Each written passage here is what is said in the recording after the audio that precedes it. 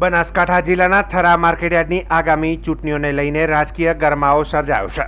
ભાજપ દ્વારા મેન્ડેટ જાહેર થયા બાદ પાર્ટીના જાણીતા આગેવાન અને માર્કેટયાર્ડના પૂર્વ ચેરમેન અણદાભાઈ પટેલ નારાજગી વ્યક્ત કરતા રાજકીય ચર્ચાઓએ વધુ તેજ થઈ છે। અણદાભાઈ પટેલના મતે ભાજપમાં પ્રથા રહી છે કે બે પેનલમાં વિભાજિત કરીને વિવિધ કાર્યકરોને પ્રતિનિધિત્વ મળે તે રીતે મેન્ડેટ ફાળવવામાં આવે છે।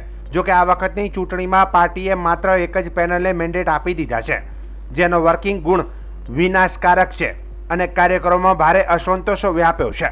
અણદાભાઈ પટેલે સ્પષ્ટ જણાવ્યું છે કે હવે અમે સ્વતંત્ર રીતે ચૂંટણી લડીશું। અમારામાં હિંમત છે અને સમર્થન પણ છે। જો પાર્ટી આગુ પાછું વિચારે તો અમે બિનહરીફ થવા પણ તૈયાર છીએ, પરંતુ એક પક્ષીય નિર્ણય કાર્યકરોમાં અસંતોષ ફેલાવે છે।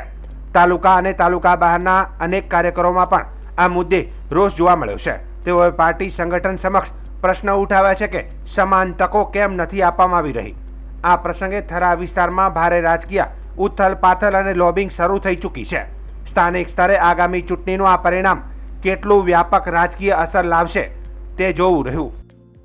મહિનાથી માર્કેટ યાર્ડને લઈને આખા સમગ્ર તાલુકાની અંદર વહીવટદારની નિમણૂક કરી, એના પછી ભારતીયના જિલ્લાના પ્રમુખે એક કમિટીની પણ નિમણૂક કરવાનો પ્રયત્ન કર્યો અને થરા માર્કેટ યાર્ડની અંદર આવી કમિટી ચેરમેન તરીકે બેહે એની પણ વાત કરી। એના પછી વહીવટદાર રાખીને આખા કમિટી ઉપર તપાસ થાય એની વાત થઈ। ખૂબ મોટી પ્રક્રિયાઓ આખા તાલુકાની અંદર, રાજકારણની અંદર છેલ્લા 9 મહિનાથી ગભરોળો નહીં અને એમાં અનેક વિધિઓ, અનેક તાકાતો, અનેક પેલા પ્રમાણમાં થયું છે। ઓછામાં ઓછી 10 થી 15 તો ચૂંટણીલક્ષી મેટરો થઈ હાઈકોર્ટમાં પણ મોટી મોટી મેટ્રો થાય એટલે આ કોઈ પણ પક્ષને લડવું પડે ને અત્યારે તો તમે જોતા હશો તો વકીલોની ફી પણ ખૂબ ઊંચી થઈ। એક મેટર હોય તો 3-4 તો ભેગા વકીલ મૂકવા પડે।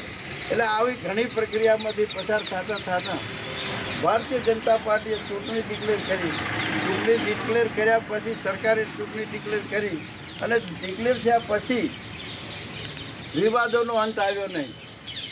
એમાં પાછી વેપારી મતો રદ કરવા માટેની ચાલી, ખેડૂતોના 73 મંડળીઓ રદ કરવા માટેના વધા લીધા ને એની પણ પ્રક્રિયાઓ ચાલી અને આ બધી પ્રક્રિયાની સાથે સાથે આજે મતદાનનો મત એટલે પાછા ખેંચવાની તારીખ હતી, ફોર્મ ભરાણા।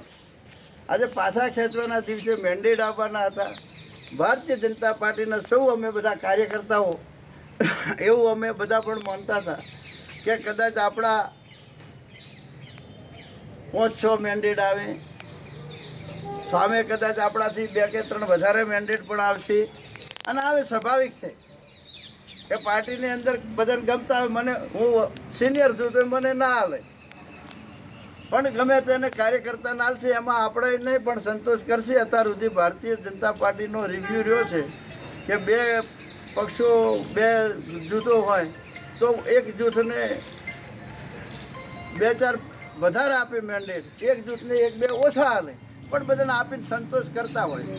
પણ કુદરતી કંઈક એવું પાર્ટીને જે લાગ્યું હોય તે કરવું। અમે તો પાર્ટી માટે ખૂબ મહેનત કરી છે કે 14 મેન્ડેટ જે હાલવાના હતા વેપારી અને ખેડૂત, એ 14 મેન્ડેટ ભારતીય જનતા પાર્ટીએ એક જ પેનલને આપી દીધા।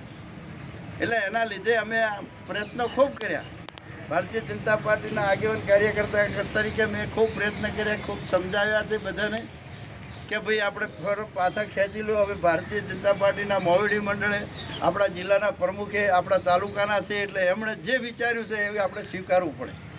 પણ આખા તાલુકાના કાર્યકર્તાઓનો આક્રોશ અને બધાને સમજાવવા મને માટે ખૂબ અઘરું થઈ ગયું। મારું આટલે 2 કલાક સુધી મનાવવાનો પ્રયત્ન કર્યો પણ કોઈ માન્યા નથી અને અમારે પણ ના છૂટકે ચૂંટણી લડવી પડે એવી પોઝિશન આવી અને આ રીતે અમારે ચૂંટણી લડવી પડે એવી અત્યારે વાત છે। હજી પણ અમે તૈયાર છીએ કે કાલ ઉઠીને એમને એમ લાગે અત્યારે કે આપણે હજી બિનહરીફ કરવું છે તો તો અમે બધા આ બધા કાર્યકર્તાઓ હજી આમાંથી આગું પાછું કરવું હોય તો અમે તૈયાર છીએ.